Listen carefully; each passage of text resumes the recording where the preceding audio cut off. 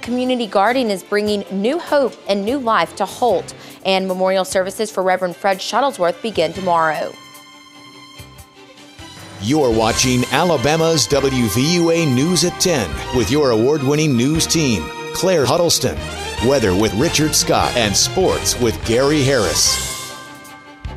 Thanks for joining us. Burr is the word tonight in West Alabama. Here's Richard Scott with a first look at the forecast. Hey, Richard.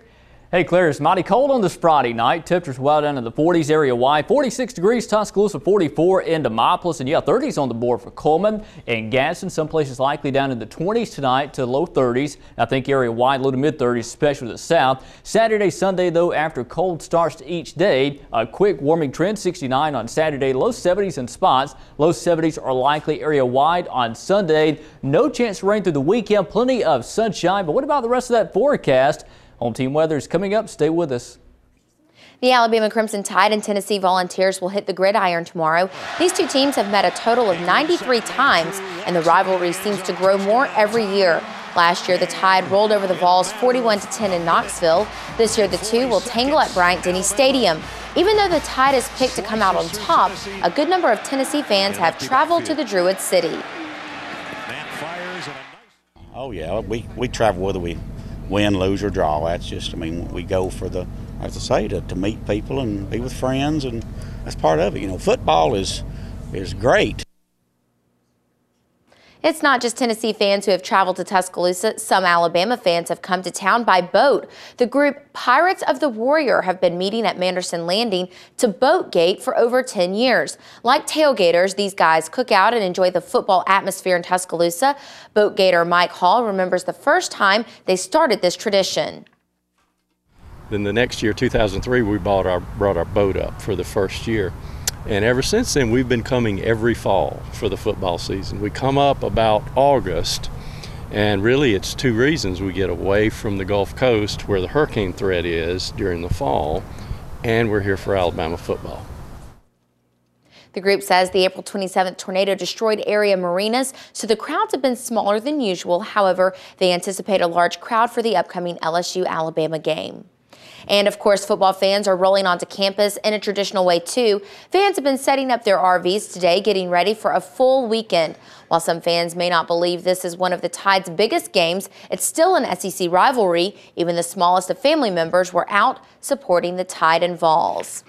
With the SEC talking about adding another team to the league, it could mean Alabama and Tennessee wouldn't play each other every year. Substantial rumors indicate the SEC might add the University of Missouri into the Western Division. Right now, Alabama is in the Western Division and Tennessee is in the Eastern Division. If another team like Mizzou comes to the Western Division, it may cause Alabama to forfeit a yearly matchup with an Eastern Division team like Tennessee. Because Alabama-Tennessee is such an intense rivalry, only playing the game every few years may not sit well with these fans. I think it'd be fine if Missouri came in, but I don't think we'll ever lose this rivalry. It means too much. The game in 2 weeks, it's big, and as far as national rankings and stuff like that, but it'll still, we won't have the rivalry that we have with this bunch here. The rivalries are part of the SEC game plan. That's why you go to the games to play against the team that you want to beat the worst. The rivalry will be fierce tomorrow, and we want you to kick off your Saturday with Crimson Tide Kickoff presented by Alpha Insurance. Gary Harris and John Huddleston will have previews of all the big SEC rivalries, plus live interviews and special reports. Crimson Tide Kickoff starts at 8 o'clock Saturday morning only on WVUA TV. On your home team Crime Watch, a University of Alabama football player has been arrested for marijuana possession. 18-year-old Brent Calloway is charged with second-degree unlawful marijuana possession. Police say early this morning, patrol officers pulled over a vehicle for driving without its headlights on.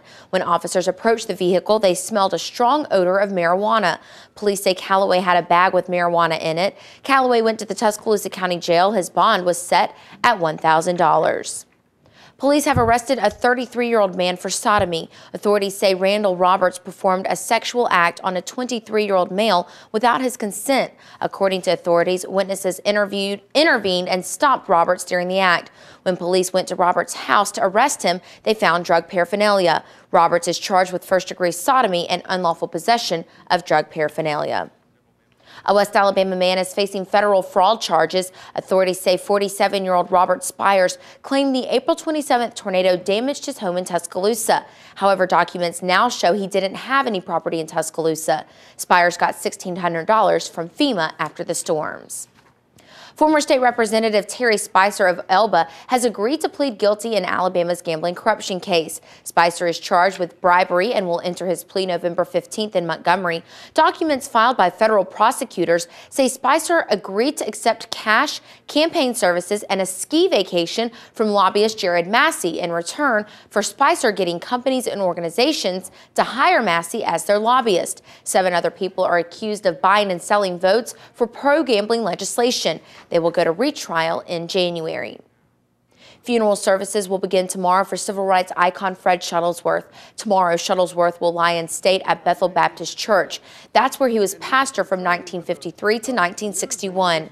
Sunday, he will lie in state at the Birmingham Civil Rights Institute. Later that day, a pastoral remembrance will be at the historic 16th Street Baptist Church. Monday, a legacy memorial service will be at Faith Chapel Christian Center with interment to follow. Shuttlesworth died October 5th at age 89.